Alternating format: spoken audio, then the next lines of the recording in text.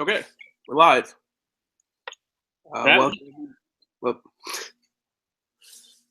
all right, I'm gonna do it. Welcome everybody to another edition of the Big East Coast Podcast. It was actually our most fluid transition to being live, right up until that part. So, well, you have to be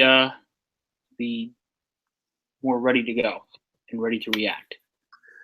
Yeah, well, I do because I'm the one that actually starts it. I don't. Do you see when it goes live or? Yeah, I do. Oh well. All right, but anyway. Talking about Butler today, it is Thursday, October 27th. In case you're listening via audio. 2 weeks from tomorrow, the season begins, which is cool. Yes, it is. We might be a little bit on the shorter side today, just because when you do 2 of these a week, you don't get a ton of news at the beginning. So really, we might be able to just jump right in. I can't really think of anything that happened that we necessarily need to talk about from the past couple days. Georgetown got another commit, actually. Antoine Walker. Yes. Is of no relation to the former NBA player, which was disappointing. Quite. And then, your KenPom thing went up. We talked about that last time. Yep, and the NBA started, so last night a few Big East players got their first taste of NBA action. Chris Dunn certainly played well off the bench. Yep. Went 6, scored 8, grabbed 4 rebounds, also had a dunk. Samaje Kristen played with OKC last night in Philadelphia. Scored 4 points and 4 assists in 15 minutes. Also playing off the bench. Henry Ellenson didn't get too much burn. Only played the final 2 minutes of the game in a loss that the Pistons had to Toronto. They got blanked. They only came away with 2 rebounds. He's obviously playing behind an assortment of bigs, so he'll have to earn his minutes. Isaiah Whitehead only played a little bit of the fourth quarter in a loss to the Boston Celtics. Whitehead, of course, playing for his hometown Brooklyn Nets now. So that is an assimilated version of the rookie report that we posted last night, or actually I should say this morning, I believe. Also, I saw that 2018 recruit Javon Quinterly, a 4-star player from, I believe, New Jersey, has Villanova in his top 8. So the Wildcats will be continuing to pursue him. Kansas and UConn are also in the mix. I believe he's going to be at Villanova Madness. Yeah, Hoops Mania. People actually. I'm hearing you I'm hearing myself on the other side. By the way, Rob. I don't know if I'm supposed to. Oh, it's not picking up anywhere. Because I can definitely hear. I could definitely hear myself talking on your end. Is it better? Is it better? Can you hear me? No. Okay. Yeah.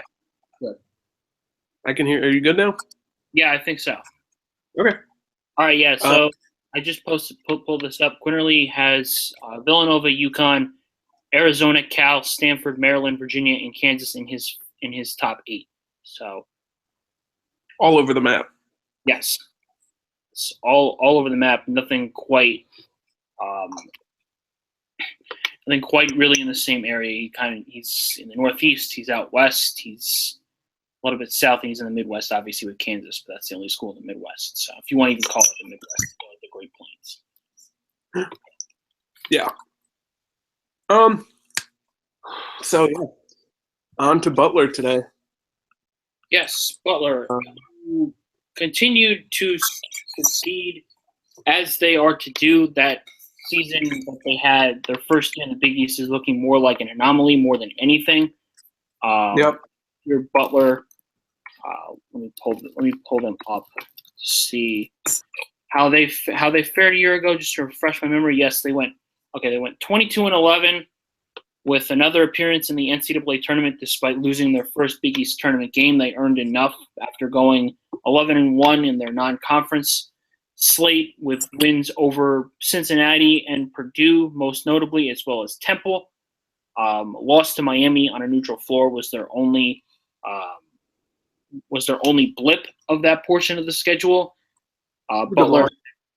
It's a good loss. Yeah, it's not the worst loss to take to a Sweet 16 team. Most notably, Butler had started off slowly in the Big East at one point at 2-5 and then 3-6, but were able to rattle off three straight wins to get to 500, and then finished out 10-8. So that last stretch was pivotal towards them making it back to the NCAA tournament, where they beat Texas Tech and earned a hard-fought loss to Virginia, who ultimately did not make the Final Four after losing to Syracuse. Yeah, and that game was close throughout. I know it ended up being an 8-point loss for Butler, but they had a lead in the second half at some point, I believe. 15 minutes to go, they were up by 5.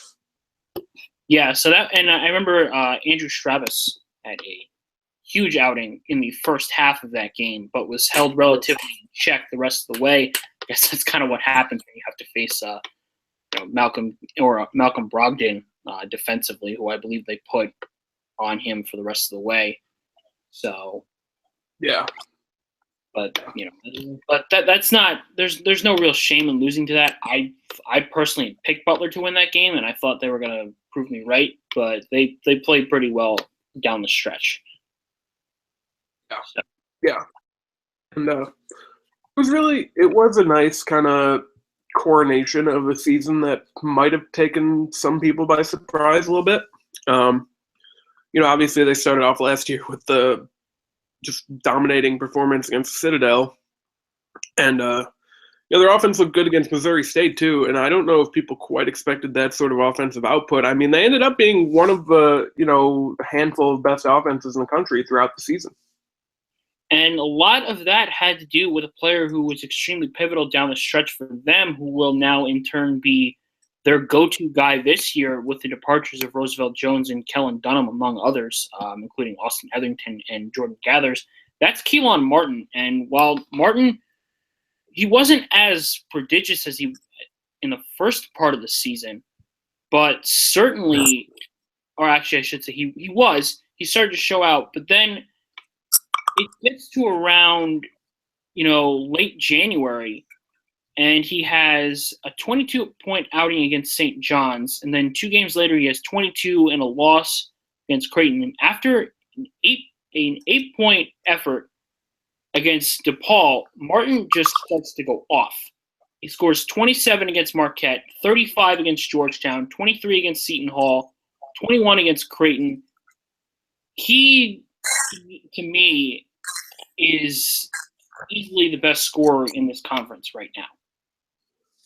Yeah, I mean, like you said, after that DePaul game, he scored in double digits the rest of the year, except for Virginia. That he did. That's big. I mean, that's obviously something that you want. You like that going forward, and you have Martin and you have Schrabis as really a nice 1-2 punch. You might lose a little bit on defense, losing a guy like Roosevelt Jones, but I don't think Butler is in as bad of condition this year, which we'll talk about in a little bit. I don't think they're bad in shape this year as people are going to make them out to be. Absolutely not. And joining us right now on the Big East Coast podcast is fellow Big East bias writer Vijay Vemu. Vijay, thank you for joining us. Thank you so much for having me. I'm glad to be on this podcast. All right, so we're talking about Butler. You joined us talking about Keelan Martin. I know you're working on an article about him now. So want to just give your thoughts on him as a player and how he performed last year going into this year. He really came out of nowhere. I mean, he started off on the bench, wasn't averaging much minutes. I mean, the expectations for him were just come off the bench, gave some six-man scoring pop sort of it.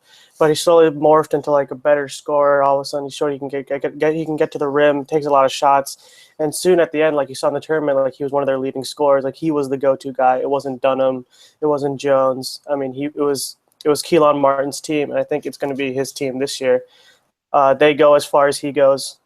In that sense, he's going to have to carry them, sort of. Almost reminds me sort of like that Gordon Hayward type of player where he's just going to have to take them as far as they go. He can score anytime he wants to like that. So I think as far as Keelan Martin goes, Butler will go. That's just how it's going to be for Butler. I agree. Yeah. Rob? Yeah, I mean, obviously, he's the Big East leading returning scorer. He's going to have to be great if they want to have a chance this year. And you're talking to him at media day. He's definitely up for it. He doesn't seem to feel any pressure even coming back as the leading scorer, which that's big too because you come in last year, relative unknown, and then you end up playing to this higher expectation. You would think maybe a little bit of pressure with the expectation being raised, but no, he's ready for it. Certainly ready for it. I think he's going to have another big year. I think obviously he's going to lead Butler in scoring, be up there in rebounds as well. So I think look for him to have big games, and I think it's going to be different this year because defenses are going to be focusing on him more. So it's going to be really interesting to see how he adjusts to more defensive schemes towards him rather than taking them by surprise this year, like last year. Yeah, and then one guy we didn't talk about from last year yet that actually, I think if you poll Butler fans, they were ultimately a little disappointed by him. Tyler Lewis. Yeah. He came in with the McDonald's All-American from his time in high school, had a pretty decent, okay time at NC State. And then last year he came in, we had him pretty highly ranked in our point guard rankings at the beginning of the year. And then he came in, he wasn't, he had some problems adjusting, it seemed like. Yeah, he had a lot of he didn't play that well. I didn't think he made that much of an impact. And in a conference like the Big East, where you had guys like Archie Diacono, Brunson, impact point guards, it was you would have expected Lewis to fly under the radar, sort of, but even then, he still didn't play as well. I think his size sort of factored into the fact that he's 5'11". I obviously didn't help him out a lot. He only averaged 5-6 points last year. And only 3 assists, which is, if he wants to be a facilitator, that's not enough. So I think Lewis has to be a guy has to run the offense, obviously through Martin and guys like Ethan Savage and Avery Woodson, the 2 transfers coming in. So I think we need to expect Lewis needs to step up his game also, because there's gonna be he's gonna be facing a lot point guards that are a lot better than him. So he's going to step up in that way. And defensively, he's going to have to make up for his size, I feel. Maybe something sort of like steals or something like that. He doesn't average a lot of steals, but I feel like that's something he could add to his game because he's going to be placing a lot of good point guards in the Big East and to play some good out-of-conference teams. So I think Lewis is going to have to step it up this year too. Yeah, and even if he's not necessarily scoring, you got to maybe take an Alex Barlow role where you can distribute the ball and protect the ball, which he was good at last year, and just play some solid defense. Because, Butler doesn't really have the point guard depth that they had last year. I know they got Keaton Savage, who could maybe take over Lewis, but I would think Lewis is probably going to be the starting point guard opening night, I would imagine. So, it's his job to lose, really. Yeah, it's his job to lose. I think they're going to go with the guy who's been playing there more. Obviously, both of them are transfers, but Lewis has 1 year under his belt rather than Savage, who's coming in for the first time this year. So I think they'll give Lewis a starting job, but I wouldn't be surprised to see if Savage outplays him, that we'll see more minutes towards Savage than Lewis himself. Yeah. All right, so, moving on to this year, obviously, you got the 2 big losses in Kellen Dunham and Roosevelt Jones, who Jones will probably ultimately be a bigger loss just because he did everything. Yeah. But, other than that, and I'm not taking it lightly, obviously those are 2 big losses, but you could do a lot worse than having your returning core be, Keelan Martin, Tyler Weidman, Andrew Shrabis. Yeah, you really could. Losing Jones, honestly, was a bigger loss than losing Dunham because, obviously you can you can replace shooting as much as you can, but you couldn't replace a guy like Jones. I mean, he played sort of like Rondé Hollis-Jefferson did for Arizona, like that guy who could just like do it all. He couldn't really shoot well, but the fact that he could get into the paint and create his own shot and get to the line, it's like he was that playmaker for Butler. But yeah, like you said, like that core right there, you still have your core decently intact, and you lost 2 seniors, but at the same time, you have a lot of guys coming back. Like this is Butler. I mean, they've always showed the way that they know how to win, especially like they shouldn't be in those winning moments. But I think Butler will be fine this year. But obviously, some things have to go their way, and if they want to be one of the best teams in the Big East, because obviously it's going to be Villanova, Xavier, and then the rest is just it's up for grabs. So I think once again it's all going to be based on Martin, and then everyone else is going to fall in line. So Martin has to lead the way, I think, if Butler wants to be successful this year. Yeah, no, absolutely. Yeah, I definitely tend to agree with that. Also, they're going to go as far as Martin goes because he's such a prodigious offensive player. He's developing into a very good player as he enters his junior season. I think even no matter how much he succeeds, I think he's going to be a 4-year player for Butler, so they'll have him back next year when they could be when they bring in a good recruiting class. But yeah, I think it definitely helps Butler's cause that while they did lose Dunham and they did lose Jones, they do have a good returning base to come back with this year. But yeah, I definitely think that this season will definitely hinge on how well Martin plays and how much he can, carry that offense. Yeah, 100%. They're not going to have the same offense that they did last year where they were ranked like 15 in KenPom and like adjusted offense. They won't have that explosive of an offense. They're going to be a little bit more balanced this year. But yeah, I mean, it's Keelan Martin's team at this point. It's nothing else. There's no other way to put it. Yeah. And, obviously – something that you're going to see this year with Butler more than you've seen in the past. They got these freshmen who it's probably the most talented recruiting class ever, at least maybe till next year. Huh. And, they're going to get some early burn, I think, especially Joey Brunk. Yeah, I think those freshmen are obviously the best recruiting class Butler's ever seen because it's not really Butler-esque to have freshmen perform. I mean, Butler's usually a program that has juniors and seniors lead the way. So I think it's going to be a good mix of youth this year for Butler. Obviously, both of these guys are going to add a big impact. So I think we'll see early on how much impact they can perform. Obviously, they have games against Northwestern, Vandy, and possibly Arizona in like the first month of the season, and Utah. So they're going to be thrown into the burner, you could say, early on. So it'll be a good test for the young guys to see if they can step up for Butler. Yeah. You're definitely on the money there, especially about how they've carried themselves when it comes to freshmen. Last year, the only freshman that got significant burn of the 2 recruits that they had, between McDermott and Nate Fowler, was only Nate Fowler because I believe McDermott was redshirted. Mm-hmm. Fowler's minute percentage was only 9.4 last year, according to KenPom. So he barely was, much of a playmaker at all.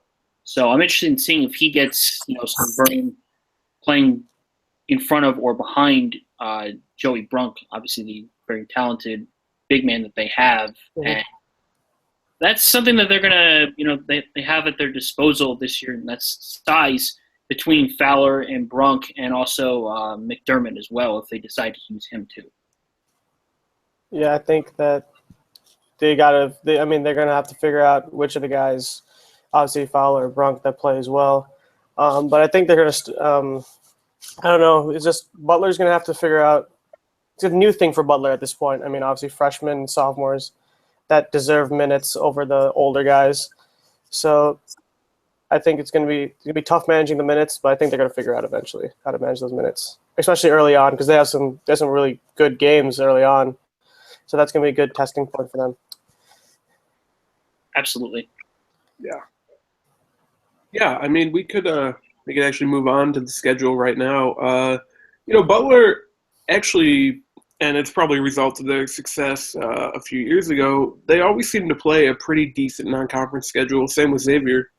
Oh. And, I mean, it's still the case this year. I don't love the Northwestern game just because they played them the past 2 years. I wish they would have gotten someone a little better in the Gavitt games, but you can do worse.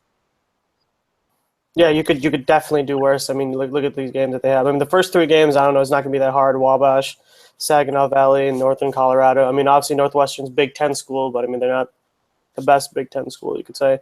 Bucknell could be interesting just because Bucknell's history in the tournament, but that's obviously not. Norfolk State, another tournament upset that most people would know. Vandy's gonna be good. Arizona, a potential matchup against Arizona, that would be very fun to watch. Utah, obviously, too. Then they play IU, obviously, always in the Crossroads Classic. And then they host Cincinnati, which is going to be good. And then you basically kick off Big East play with St. John's on the 29th. So, I mean, obviously, you could schedule a lot worse teams. But, yeah, I think Butler could have done a little bit better with some of the teams that they scheduled. I mean, I'm not saying go all out and schedule, like, the best teams because, obviously, you don't want to start off Big East play with a pretty bad record. But I think this is a good testing part for Butler. Part of the problem with that is, I think fans would love to see, a home and home with Butler and Kansas or, some of the other schools with historic arenas, but a lot of those schools aren't into it. Yeah, I don't know. It's still like that mentality that Butler's just not quite there yet in terms of like historic college programs, which I personally don't get. I mean, this team's went to back-to-back NCAA tournaments, and like they played in one of the best finals against Duke. So I mean, I would be totally down to see them play like maybe like a Kansas home and home. That would be amazing to see. Yeah. Kansas come to the Hinkle Fieldhouse. I mean, obviously, but I think next year I hope Butler schedules some. Like, play like a Michigan State next year or something like that. Or play like a Michigan. That would be cool to see. Yeah, and I mean, even if you were to schedule home and home with a team like Notre Dame because they can't play them in the Crossroads Classic because, Indiana and Purdue can't play, even that would go a long way. Yeah, I think it would. I mean, obviously in-state rivalries would help too. I mean, they play Indiana State. They play, they obviously play IU. Notre Dame's just like one of those teams, like one of the premier, like, programs in the country in terms of sports itself. So I think Butler should try to go pretty all out. I mean, obviously scheduling Utah was a very interesting one for me personally looking at that because I think it's the terms of the travel. They play in Vegas and then they stay in Salt Lake City. So I think it's going to be quite a bit of a travel for them. Yeah. But I mean, obviously I would personally like to see them schedule like, I don't know, an SEC team or a Big 12 team. That would just be my thing. Guys, I don't know. They haven't really played much of those teams much. So maybe like playing, I don't know, Kentucky, that would be fine. Or Texas or Kansas. Yeah. I mean, the home and home against Cincinnati is the last year, so they're going to have to replace that with a pretty decent game. So, yeah, why not shoot high? And for all we know, they could be. I mean, they could be calling Kansas and Kentucky, and they're just now taking the bait. Yeah, it's just teams have to start taking Butler more seriously. I mean, that's just the thing. Just got to take it more seriously. I mean, this is a good team, a good program. I mean, it's the same program that produced Gordon Hayward, that produced Brad Stevens, even Shelvin Mack, an NBA talent that's coming out of this program. I mean, like you saw it when they beat Gonzaga. I think they had College Game Day, even at Hinkle Fieldhouse a few years ago. Mm-hmm. So, I mean, I wouldn't mind a home and home with Gonzaga, actually. That would be fine again. Because Gonzaga's, I mean. Yeah, I mean, that would, yeah. Yeah, I mean, just somebody. Just because they're in the Nike tournament, but and really that will probably kind of prevent a lot of good home and homes from starting next year, just because obviously it's a loaded field and they're in there already, so they don't really need the bump next year. But going forward, yeah. But just schedule somebody good, so we're just like it pops out. You have to schedule like Virginia and Villanova, like something that makes people go, "Wow!" Like that's gonna be good no matter what at the time. The Crossroads Classic, I think people look forward to, Butler, Purdue, and Butler, Indiana every year because they're usually pretty good games. Yeah, they actually are really good. They were good. It was good last year, good a few years ago. I mean, these teams always play each other very well. I think Crossroads Classic is going to be good again. So hopefully we'll see how IU does without Yogi this year. Yeah. So then jumping into Big East play for them, at St. John's versus Providence is not the hardest start. Nope, it's not at all. I mean, and then, I know they get Villanova and then road games against Georgetown and Creighton after, but still, I mean, the schedule's there for them to, and Ken Palm has them without the, second game in Vegas at 19-10. So, you put that right around the 20-win mark, and then maybe they finally can pick up a Big East tournament win this year. You're looking at being right on the bubble. Yeah, they're basically that was my ceiling for Butler at this point. I mean, ideally they're going to be on the bubble again. The way you're looking at the same record that they had last year, they finished 21-10 last year. And like you said, the schedule is not – there's no exact gauntlet of games they're going to go through. Like at the Villanova game, they play Georgetown. Then they play Creighton. It's not like they play back-to-back teams. It's like even after the Xavier game, they play January 14th. They play Marquette, DePaul, and Seton Hall. So, I mean, there's no games where they're like, ooh, can Butler survive this stretch of games? Like, yeah, they can survive any of these stretch of games. And maybe I think reasonable expectations should put them around 4th or 5th in the Big East. And on the bubble, I mean, it's going to depend on how they play in the Big East tournament. Can they get that win? I think that's going to be a big thing for the committee is going to look at. Like, yeah, you do well in conference play, but when you come to the conference tournament, you don't show up. So what makes you think we're going to show up in the tournament? I think they're going to be on the bubble. I think they're going to get in and do what Butler usually does, which is win a game and then take a really good team to the edge. So realistic expectation being on the bubble. That's what Butler's going to be. Yeah. Okay. Yeah, I mean, and even their games that they're projected to lose in the non-conference, I mean, they're only favored to lose, or I keep saying that. They're only projected to lose. The mark for them for the Indiana game is 46%. They're 1-point underdogs. And the game against Utah, it's the same. They're 49%, and they're projected to lose by 1. So, even if you get one of those coin flips, even you have 20. You're projected to win 20 games. So they look to be in pretty good shape this year. Yeah, a lot of these games are going to be really close with this Butler team. I think it's going to be a lot of it's going to be like coin flip games, like you said. So it's going to come down to the fourth quarter. I mean, not the fourth quarter, sorry, second half of games, crunch time, 2 minutes. So, I mean, it's obviously going back to Keelan Martin. We keep talking about him like this is the time where he's going to have to step up, where he's going to get the ball, get the ball, and just make plays. So I think because a lot of these games are going to be close. Like you said, they're only favored to lose to Butler and Utah. Sorry, to Utah and Indiana by less than 5 points. So if they can get those wins, those would look really good on their resume. Come tournament time, they'd be like, look at these out of conference wins. So I think those also factor in really well as well. Yeah, absolutely. All right. Well, I mean, I think we could probably move on to our questions now, which I know we have a bunch of them. We do. Chris, do you have those up by chance, or do you need me to? Yeah, I can get them up right now. And of course, I would say, a confrontation of sorts in our mentions between Butler and Xavier fans. So if you want to know what the new Big East rivalry is, it's absolutely that. So, Butler and Xavier. Yeah. All right, let's see. I know I liked a few of them, if not all of them, yesterday. All right. Because we had ones yesterday and then we had ones today. Okay. Looks like the first question came from Thomas Peterson at BU_neon hat. Who starts at point guard in the beginning, middle, and end of season? Well, I think at the beginning, it's probably going to be Tyler Lewis.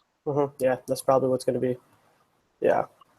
As far as the middle and end of the season, I think it mostly just projects down to how well he plays. And down the stretch last year, he didn't really play that consistently, which is why it kind of surprised me that he was thought of so highly by most of our staff members in the point guard rankings that we did a couple weeks ago. He checked in as the top 5 point guard, and I don't know if he necessarily was worthy of that distinction. Yeah, obviously Tyler Lewis is going to get the starting job, I think. I think experience plays in a role. Whenever you start the season, they're going to go with the guy with more experience. But I think Savage will eventually take over that role. I just don't know if Lewis can play well enough to keep up the production, or not even to play to the standards that people are expecting. Like you said, a top 5 point guard. And in the Big East, there's a very good point guard. So I don't know if he's going to be able to keep up with them. I think it's going to be Savage's job to lose in the end. So who knows? We might be seeing Keith and Savage start for Butler come around February. That's going to be my prediction for that. That sounds good to me.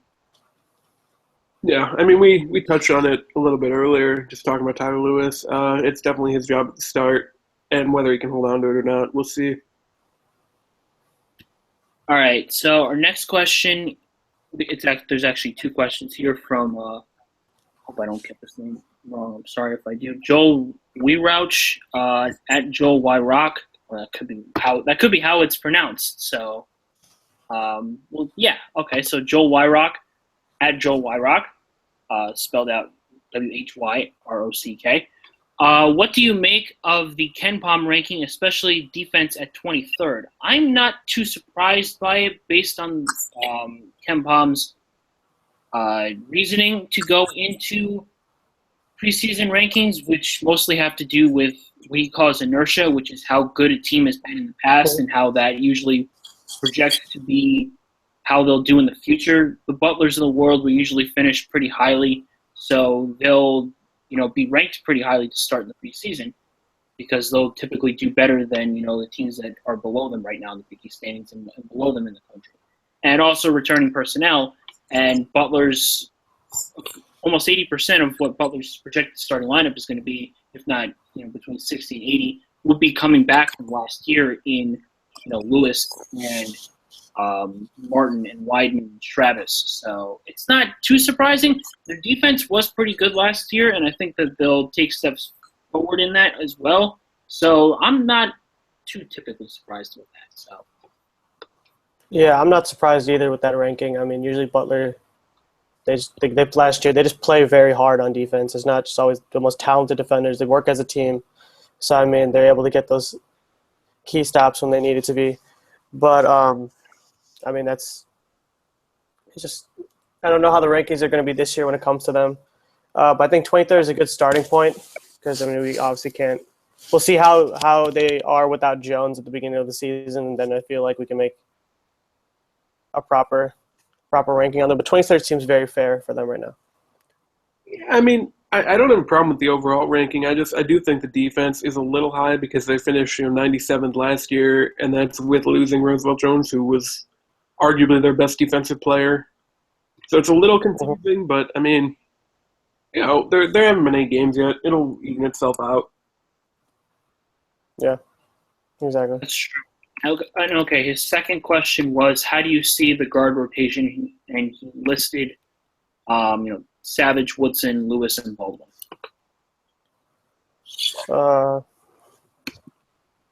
In terms of backup point guard rotation, I think Savage, Woodson, like just how you said it. I think Savage is the number one backup at this point. That's just how it's going to be. And then Woodson is right behind him. I mean, I think they're both seniors. So, I mean, both of them are going to be eager to get playing time. And I don't know how much Butler is in love with running 2 point guards in the same lineup. So they're going to have to fight it out during non-conference play, I think. And then in conference play, we'll see who really got the backup spot and who gets the most minutes. Rob, if you want to go now, what do you think? Yeah, I mean, obviously, like I said, I think Lewis is going to be starting point guard from the beginning. I don't know if Iker Woodson can play point guard. I don't think he can. So he's probably going to be slotted at shooting guard. And then Savage will probably be more of a backup point guard type of role. And, Kamar Baldwin as a freshman is going to have to just get his minutes where he can. Mm-hmm. Yeah, I think that sounds about right. Like we mentioned, I've always been thinking that Savage is going to start at the 2, but it could actually be Avery Woodson.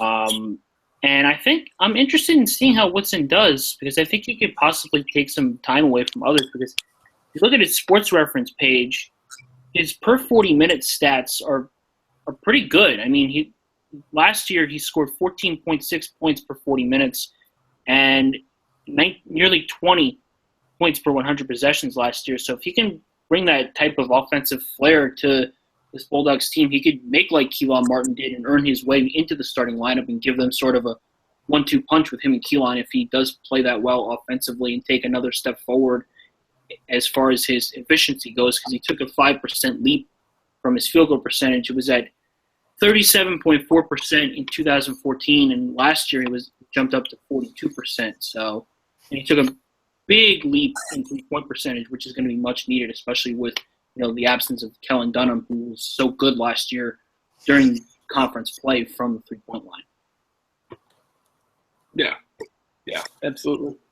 Yeah, I think if Woodson can shoot well from the field, obviously, like you said, the field goal percentage, that's very good, 42%. So him and Martin could possibly be a very good duo. Give Butler that extra scoring pop so they have that other – he could be the new 0.0, you could say. But I think, a lot of it will depend on Woodson shooting, that his minutes will depend on how he can produce basically off the bench. That's going to be his calling card this year. All right, so next up we have 2 questions from Pete Mackin. Is Tyler Weidman more of a lottery pick or more of a late first-round guy? I don't know. I think that's tough. That's a tough question. I think we're going to need the next 2 years to figure that out. Yeah, I'm not gonna say anything right now about that. Yeah, I think it's too early to tell about Weidman at this point. I mean, obviously, I don't know. You can't lottery pick. That's calling him a lottery pick would be tough because I don't know because we still have to see about him. I mean, obviously, late round he could obviously make that leap to a lottery pick. So I think the jury's still out on what he can be. I think just give him some time, and then I think we can make probably a more fair assessment next year. We're talking about him because we assume he's just going to stay next year, likely. So yeah. All right, and his next – I agree with you guys, by the way. And his next question was, will Keelan Martin lead the entire country in scoring or just the Big East? I think it's just the Big East. I think it could be just the Big East. I don't know if it's going to be the entire country. That's a big ask. Obviously, he's going to be an advanced scorer, but I don't think he's going to – I'm not saying he's not talented enough of a scorer to lead the country, but I don't think he's not going to be that guy. I just don't think he will be. No, I mean, to lead the country, you got to be around 25 a game, and 27 last year was the leading scorer. It's usually some guy on some lower major team where they just shoot a whole bunch, and I really don't think Martin's going to do that. I could see him leading the Big East, though, definitely. Yeah. Definitely he could lead the Big East because I don't know if any other teams will rely on one guy as much as Butler will rely on Keelan Martin. So leading the Big East in scoring, that's definitely a reasonable goal. But the country, he's going to basically have to go off every single game if he wants to do that. Yeah, I was actually curious yesterday when this question was asked how often players from major conferences would lead the country in scoring. Mm-hmm. I looked at it. It's only happened twice since the 2001-2002 season, and it was Doug McDermott 2 years ago with Creighton, and it was also Eric Green of Virginia Tech during the mid-2000s. So, and that includes Jimmer Fredette and Adam Morrison. Obviously, they weren't playing in major conferences, even though BYU and Gonzaga. They might as well be, high major teams playing in mid-major conferences or whatever. But usually it has been, guys from, like Rob had alluded to, lower-tiered schools where, it'll be one guy who's relied upon. I know Tyler Harvey, the guy from Eastern Washington, the guy that, everyone thought that was going to have Eastern Washington over Georgetown a couple years ago. So, I picked that game. Yeah, that was the smart, but – yeah, it's okay. But Eric, I'm sorry, it wasn't in the mid-2000s. Eric Green of Virginia Tech. Like late 2000s, right? Late 2000s. That was in the 2012-2013 season. Yeah, I remember watching Eric Green play. That was Eric Green and McDermott were obviously two different monsters. I mean, those were the really special college players. Obviously, I don't know, their NBA games haven't translated as well. But I think it's a reason, like the reason why younger guys dominate, like you see with like a Kay Felder at Oakland, does absolutely light up. I think one has to do with the competition, obviously, around that. And other two, I think bigger conferences have more balanced out teams. Yeah. That's just That's just how it is because, like, usually with the smaller conferences, there's one really, really, really good guy and then a bunch of, like, not really good players. So, but compare that to a team in, like, the Big East where you have a number of guys who can put up double-digit scoring anytime they want to. So I think it's a factor of just better teams create more balanced scoring in those types of games, and also has to do with the competition that you're playing, too. Yeah, exactly. And then you also had back in 2003, Ruben Douglas of New Mexico. Obviously, Mountain West is a pretty good conference, but it's obviously not a high major conference. Then you had, and then actually you had mentioned Eric Green and Doug McDermott. They finished 1 and 2 in scoring in the 2012-2013 season, separated by about 2 points. Green had averaged 25 points at Va Tech, and then McDermott had averaged 23 points per game, 23.1 points per game that year. So yeah, I was wondering like how good those teams were though, because like you see it in the NBA. Also, like Anthony Davis putting up 50 points, but his team still loses. So I mean, it's a team sport in the end. Like everyone has to contribute. So I think that's also a factor of it as well. Like strength of the team overall. Va Tech that year had went 13 and 19. Yeah. And Creighton, I know they made the they were 28 and 8, and obviously played in the Missouri Valley. So. Yeah, so those are telling, but obviously basketball's against a team sport. Exactly. But yeah, you mostly had guys like from VMI and SPU. So yeah, and Oakland, Reggie Hamilton back in 2012, he averaged 25.7 points per game. So.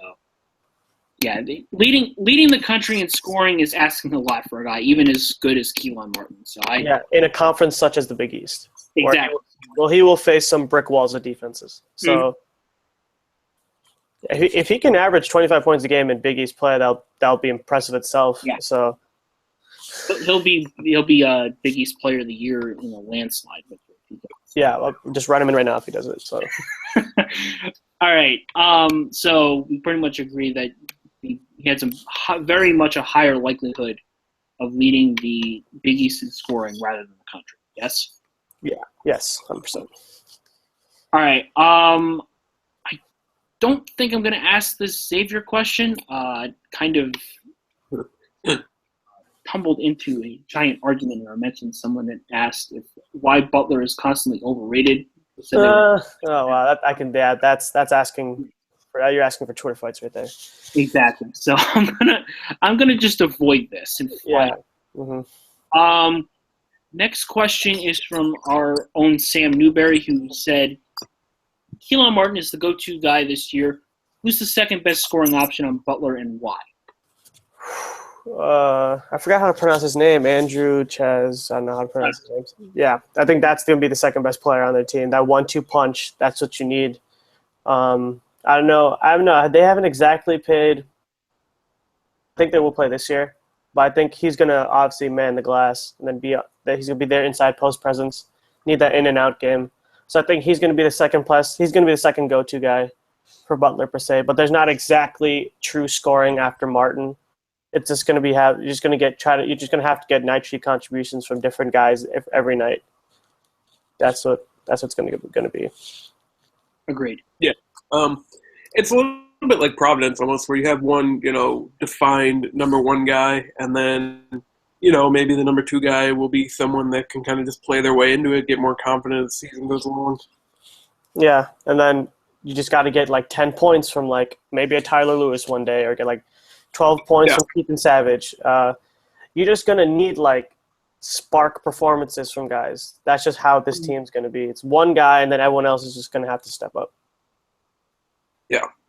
I definitely agree with you guys. And if Travis can bring the type of scoring punch that he had against Virginia last year out of absolutely nowhere, then he'll definitely emerge as the second go-to guy there. But right now, I think it's just kind of up in the air right now. Yeah. Pete Backen is back, and he asks, will we have the best arena hype video in the league? In the league? Wow, that's going to be tough. I mean, Hinkle Fieldhouse is pretty – that's a tough place to play. I don't know if it's going to be the most hype. I think you could say it could be the most hype in the Big East. I'll give him that.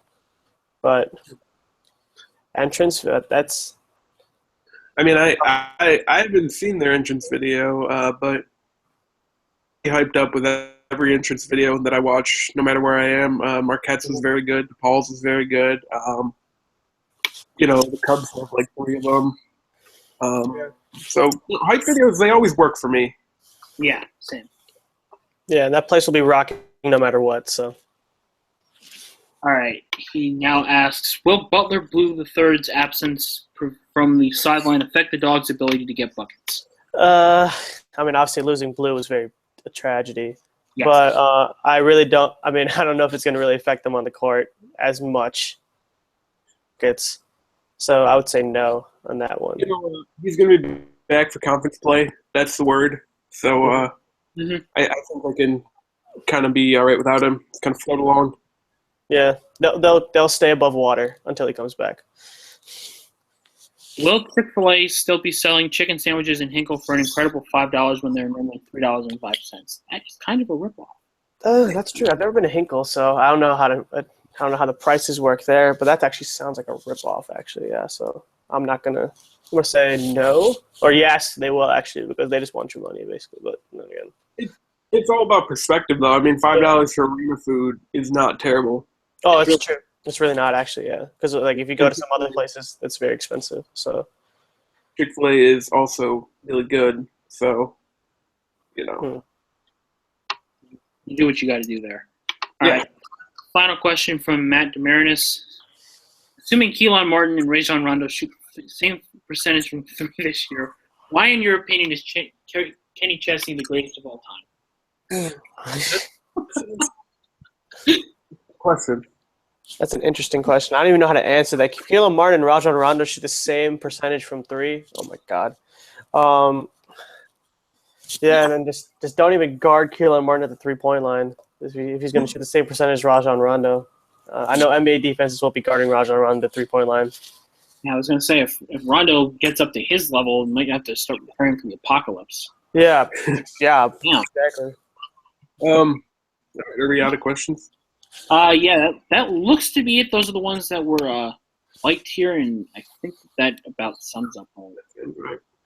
Vijay, before you go, you're a big Bulls guy.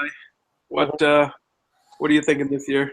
Oh, this year's gonna be tough. The way the Eastern Conference is set up, the Bulls could easily be 4th seed, but given how the Bulls are set up, they easily could be a lottery team. So it's really like shooting in the dark and see who we're gonna miss. I mean, I'm more positive than what most people think. I think they're gonna be fun to watch in terms of like the watchability factor, like league pass rankings. You should rate them pretty high. But in terms of being a good basketball team, no, I don't think so.